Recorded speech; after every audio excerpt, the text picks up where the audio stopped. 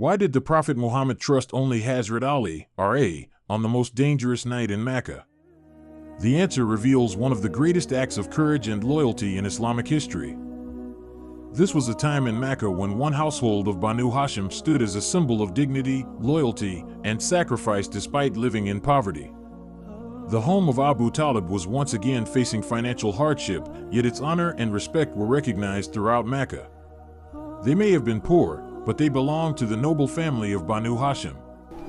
Soon, something extraordinary was about to happen. A child was born in the house of Abu Talib. His mother, Fatima bint Asad, initially named him Asad, meaning lion. However, Abu Talib chose a different name for him, Ali, a name that signifies greatness, nobility, and elevated status. This child shall be called Asad? No, his name will be Ali, one who possesses honor, dignity, and a lofty rank. At that moment, no one could have imagined that this very child would one day be raised in the home of the Messenger of Allah, become one of the earliest young people to embrace Islam, earn the title of Allah's Lion on the battlefield, and be remembered throughout history as Hazrat Ali ibn Abi Talib, R.A. But how did a boy born into a struggling household become one of the closest companions of the Prophet? What was the turning point that changed the course of his life forever? Let us begin the remarkable story of Hazrat Ali, R.A., a story filled from childhood with sacrifice, courage, and deep love for the Messenger of Allah. Hazrat Ali, R.A., did not spend his childhood in luxury or within the walls of a palace. Instead, he grew up in a modest home where poverty existed alongside honor and respect. Abu Talib's family was widely known in Makkah for its integrity and loyalty, but life was far from easy. Whatever we have, share it among everyone. Allah will place blessings in it. Mother, won't you eat, my son? A mother's heart is satisfied when her children are happy. Soon, Makkah was struck by a period of severe hardship. Famine and economic difficulties affected many families. Abu Talib already had several children, and his financial condition was becoming increasingly difficult. During this challenging time, the Prophet visited Abu Talib and said, "Uncle, we would like to help ease your burden. Allow us to take responsibility for raising some of your children."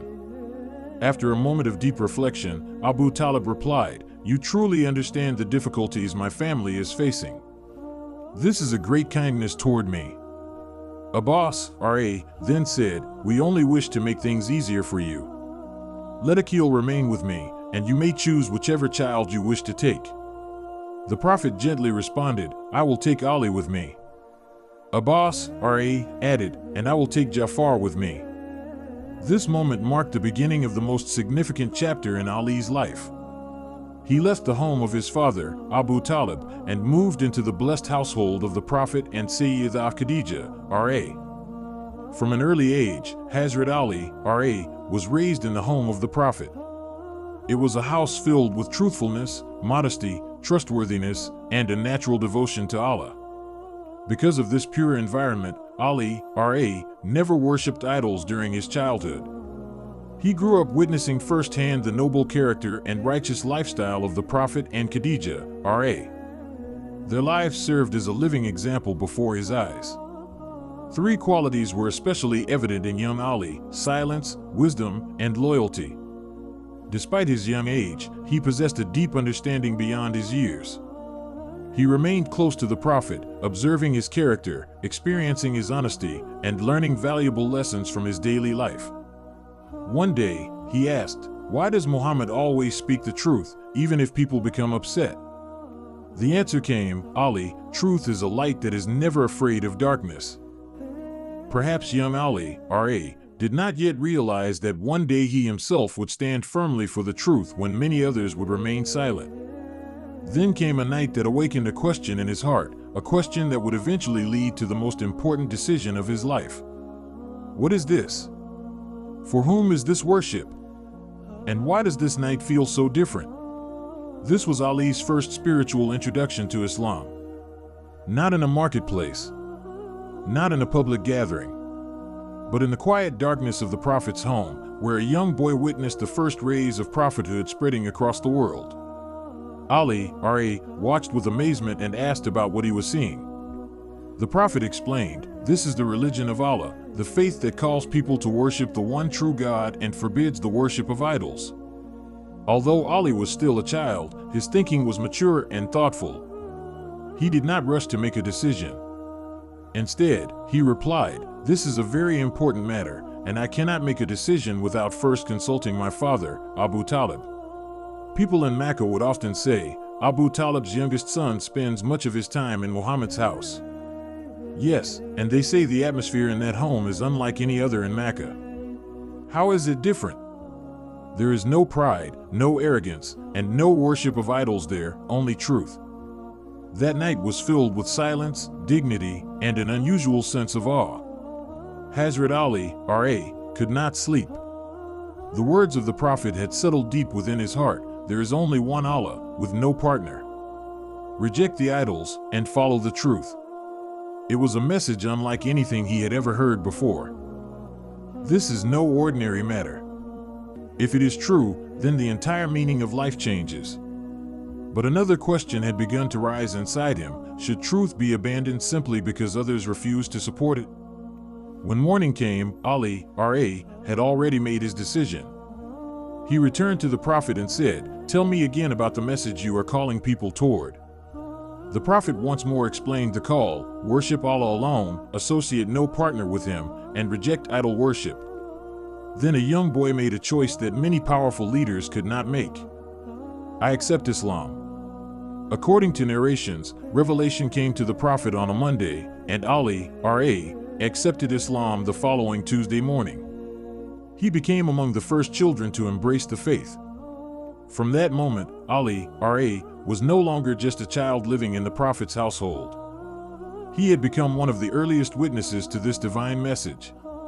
He would stand in prayer behind the Prophet alongside Sayyidah Khadija, R.A., while the people of Makkah remained unaware of what was unfolding. Have you noticed how quiet Muhammad's home has become lately? Yes, and Abu Talib's young son is always with him. He is only a child. What could he possibly understand? Sometimes children understand what proud adults fail to see. Then came the remarkable scene near the Kaaba. Only 3 people were worshiping Allah there: the Prophet, Khadija, R.A., and Ali, R.A. The rest of Makkah remained absorbed in its old traditions. People watched them with surprise, but they did not understand what they were seeing. Ali was young in age, but his decision was immense. He recognized the truth, accepted it in his heart, and stood firmly upon it. Soon, this secret would begin to spread beyond the walls of Makkah. The Prophet started inviting his close relatives and trusted people toward Allah. In homes, small gatherings, and family circles, a new message slowly began to move through the city. Have you heard? Muhammad is calling his family to a new religion. Yes, and strangely, Abu Talib's young son Ali is often with him. The Prophet called his people toward the oneness of Allah and reminded them of the hereafter. He asked them, "If I told you that an army was waiting behind this mountain, would you believe me?" They replied, "Yes, because we have always found you truthful." But when he called them to abandon idols and worship Allah alone, those same people who had just testified to his honesty suddenly fell silent. The atmosphere in Makkah became heavy. No one responded. Great tribal leaders were present, older men, famous in lineage, wealthy, and influential. Yet when the moment came to support the truth, they remained quiet. Then a young boy stood up. "This is Abu Talib's young son." The elders stayed silent, but the child spoke. That scene deeply disturbed the leaders of Makkah. What hurt them most was that while their tongues were silent, Ali's faith was speaking. After this, the mood of Makkah began to change. People started turning away from the Prophet. Those who once called him Ameen now avoided his message. For Ali, R.A., however, this became a powerful lesson. From childhood, he was learning that standing with the truth is not merely about words, it is a path of sacrifice. Narrations mention that even the stones and trees of Makkah would greet the messenger of Allah with peace, while many people turned their faces away. And a young boy, Ali, R.A., was witnessing all of this with his own eyes. In the earliest days of Islam, the invitation to faith did not advance like an open war. It spread quietly, with wisdom and careful guidance. The Prophet did not call every person indiscriminately. He recognized those whose hearts were sincerely searching for truth. And alongside him in this mission was a young companion, Ali ibn Abi Talib, R.A. Even as a child, Ali had learned to read people well. Who has come only for business? Who is merely watching for entertainment? And who is genuinely searching for answers?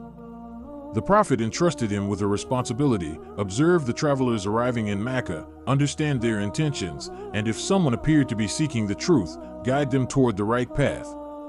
And then, one day, something happened that would open an entirely new chapter in the story of Islam. One day, as the dusty streets of Makkah bustled with life, a lone traveler entered the city.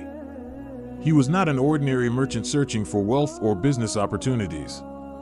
His eyes reflected something far greater, a deep longing to discover the truth. I've heard there's a man here who calls people to worship only one God. Keep your voice down. In Makkah, such words are spoken carefully. Young Ali, R.A., immediately noticed the stranger. The man's movements, his restless expression, and the questions visible in his eyes made it clear that he was searching for something beyond worldly gain. Ali, R.A., approached him and asked, "You seem unfamiliar here."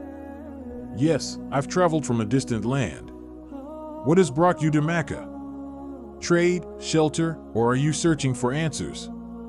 The traveler replied without hesitation, "For answers." This traveler was Abu Dar al-Ghafari, R.A., a man from the tribe of Banu Ghafar. Even before embracing Islam, he disliked idol worship and sincerely searched for the truth. When news reached him that a prophet in Makkah was inviting people to worship Allah alone, he journeyed there determined to learn the reality for himself. But Makkah had become a dangerous place. Anyone asking about the messenger of Allah immediately attracted the suspicion of Quraysh. Because of this, Abu Dar, R.A., moved cautiously, watching every step he took. Who is that stranger? I'm not sure, but lately outsiders have been asking too many questions. Look, Abu Talib's son, Ali, just passed by. He's always seen near Muhammad. Ali, R.A., quickly paused beside a wall, pretending to be occupied with something else while from that point onward, Makkah was no longer the same, carefully observing the situation. Abu Dar continued walking ahead. Although still very young, Ali, R.A., immediately sensed the atmosphere of suspicion. His age was small, but his wisdom in protecting the secret of the Islamic message was remarkable. Quietly and carefully, Ali, R.A., guided Abu Dar, R.A., to the place where he could safely meet the messenger of Allah. That meeting transformed Abu Dar's heart forever. The truth became clear to him, and he accepted Islam, joining the ranks of the earliest believers. The plot against the Prophet, the very people who once honored the Prophet with the title al-Ameen, the trustworthy, began avoiding his message. Their opposition was no longer limited to harsh words. Their hostility was becoming increasingly dangerous. The leaders of Quraysh finally reached a decision. If we cannot stop Muhammad, then we must eliminate him. They devised a terrifying plan. Young men from every major tribe would attack the Prophet's house together so that no single tribe could be held responsible for his blood. Muhammad's message is spreading beyond Makkah. If we don't stop him today, tomorrow he will destroy our idols, our influence, and our authority. If only one man kills him, Banu Hashim will seek revenge. Then let every tribe send one warrior. They will strike together. It became one of the darkest nights in Makkah's history. Quraysh believed their plan was flawless. But they had no idea that Allah's plan was far greater than every scheme they had prepared. Ali's greatest sacrifice on that very night, the Prophet entrusted Ali, R.A., with a responsibility that only someone possessing extraordinary courage could accept. He said, "Tonight, sleep in my bed." Ali, R.A., fully understood what this meant. He knew death surrounded the house. He knew armed men were waiting outside with drawn swords. He also knew that if they saw someone lying in the Prophet's bed, they would strike first and ask questions later. Someone is still inside. Wait until dawn. Then we'll attack together.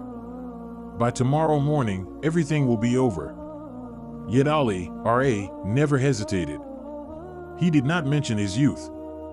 He did not speak about the danger. He simply lay down in the Prophet's bed and slept with complete peace, as though even beneath the shadow of death, his heart rested securely in Allah's protection. When Quraysh finally rushed inside and pulled back the covering, they were stunned. The Messenger of Allah was no longer there. Instead, they found Ali, R.A. Their carefully prepared plan collapsed in a single moment. The house they believed would become the scene of the Prophet's death had, by Allah's command, become the starting point of the historic Hijrah. After fulfilling his responsibility in Makkah, Ali, R.A., began his own journey of Hijrah. Yet his migration was far from easy. He had no traveling companion and no mount to ride. With unwavering determination, he set out on foot from Makkah toward Medina. To escape the scorching desert heat, he rested during the day and continued his journey under the cover of night. Meanwhile, the Messenger of Allah waited for him in Quba, just outside Medina. When Ali, R.A., finally arrived, exhausted from the long journey, his feet wounded, and having endured the loneliness of traveling alone, it was far more than the arrival of a traveler. It was loyalty reaching its destination. With the Hijrah complete, a new chapter of Ali's, R.A., life began in Medina. In Makkah, he had experienced persecution, isolation, and constant danger. But Medina was becoming the home of a new Muslim community, built upon faith, unity, and brotherhood. Even so, this did not mean Ali's life suddenly became easy. Soon after arriving in Medina, the Prophet established the bond of brotherhood between the Muhajirin, the immigrants from Makkah, and the Ansar, the helpers of Medina. Every migrant was paired with a member of the Ansar so that those who had sacrificed everything for the sake of Allah would find support, companionship, and a new family in their new home. According to historical narrations, Ali ibn Abi Talib, R.A., was paired in brotherhood with Sahl ibn Hunayf, R.A., one of the noble companions from the Ansar. This close relationship remained strong throughout their lives. This remarkable system of brotherhood did far more than provide people with a place to live.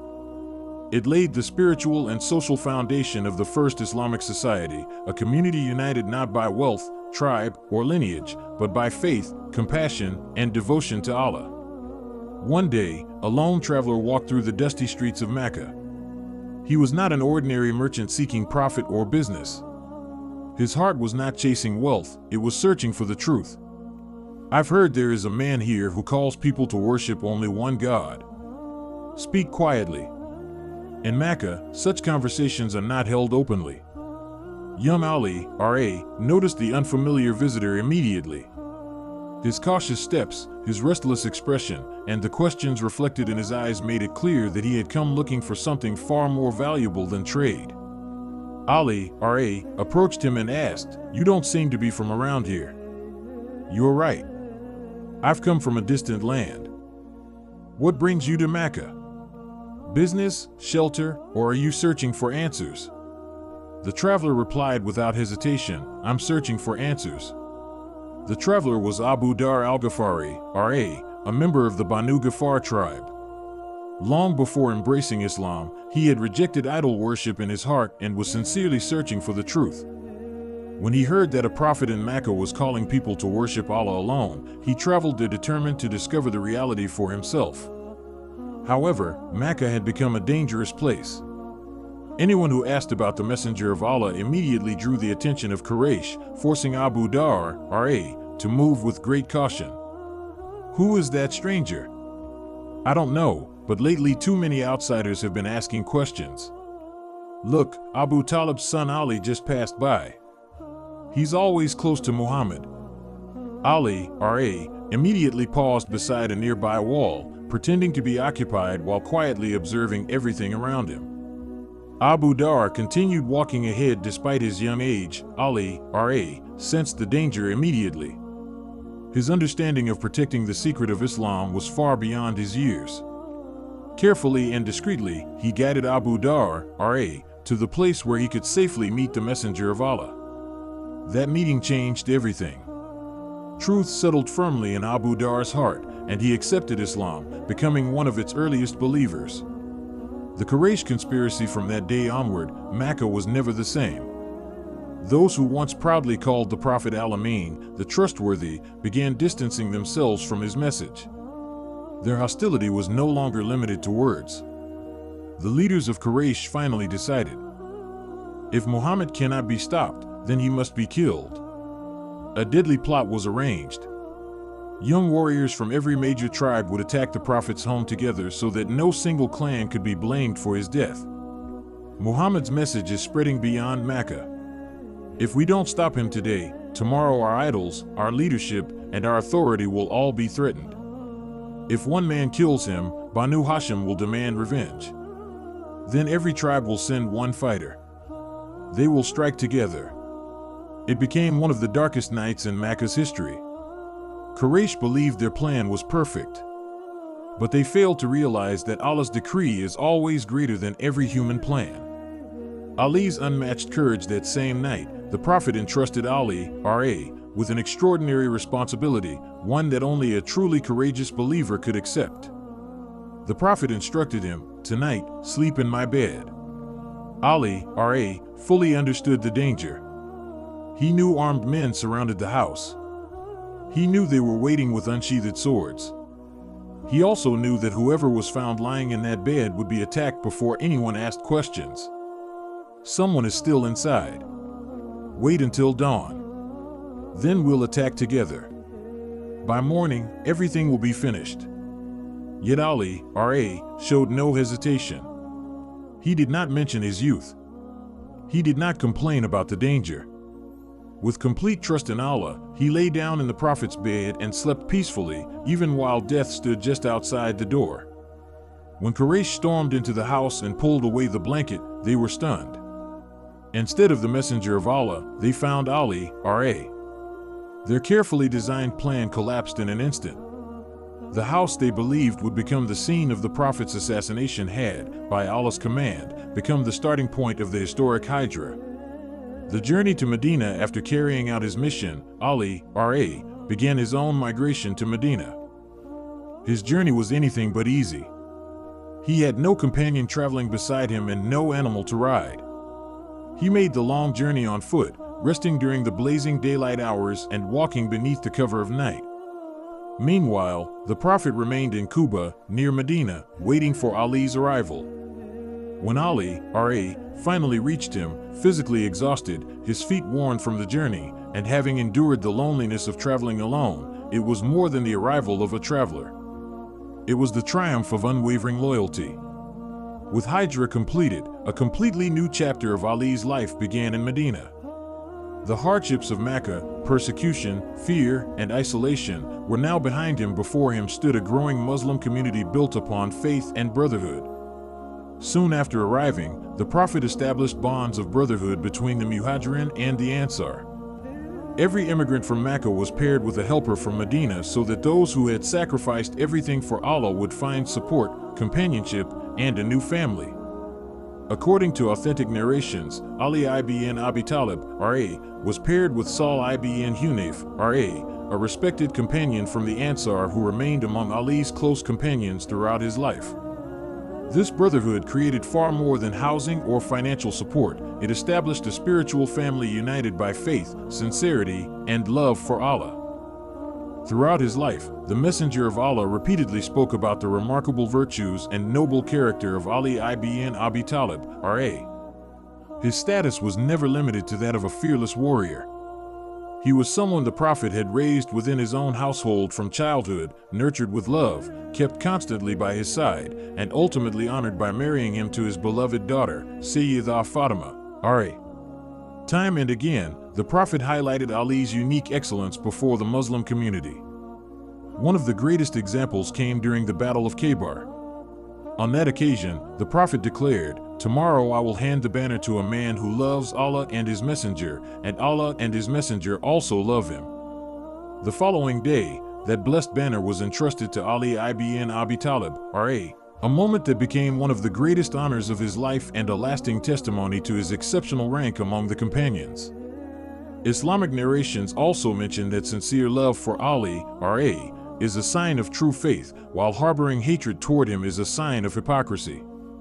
In our next episode, inshallah, we will explore the beautiful married life of Ali, R.A., and Sayyidah Fatimah, R.A., and the remarkable home they built together through faith, patience, and simplicity. Whenever we remember Hazrat Ali, R.A., we should not think only of his unmatched bravery on the battlefield or the victories he achieved with his sword. We should also remember his extraordinary patience during hardship, his deep sense of modesty, his humble lifestyle despite poverty, his tireless efforts in the service of Islam, his constant devotion in worship, and above all, his unwavering loyalty and love for the Messenger of Allah. May Allah fill our hearts with sincere love for Hazrat Ali, R.A., the blessed al-Bayt, and all the noble companions, R.A., and grant us the ability to follow their beautiful example. Ameen.